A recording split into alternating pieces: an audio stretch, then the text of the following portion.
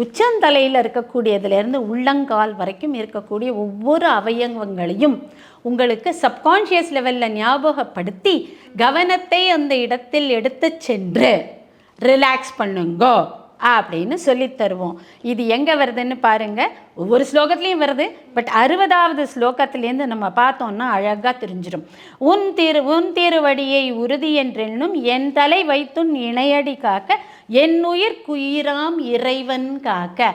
என்னுள்ள இருக்கக்கூடிய உயிர் இருக்குல்ல, அதில் என் கவனம் போகிறது. அப்போது இறைவன் காக்க, அந்த காக்கன்னு சொல்கிறேன்னா அடுத்தது பன்னிரு விழியால் பாலனை காக்க. நான் குழந்தைப்பா, இந்த பாலனை உன்னுடைய பன்னிரு விழிகளால் காக்க அப்படின்னு சொல்லு. அடியேன் வதனம் அழகுவேல் காக்க, என்னுடைய முகம் இந்த அழகுவேல் காக்கட்டும். அதுக்கப்புறம் பொடிப்புனை நெற்றியை, இந்த நெற்றியை புனிதவேல் காக்க. கதிர்வேல் இரண்டும் கண்ணினை காக்க. இங்கே பாருங்க, யோக நித்ராவில் நான் என்ன சொன்னேன்? Relax the top of your head, relax your forehead, relax your ஐஸ்ன்னு சொல்கிறேன்னா இது வருது பாருங்க.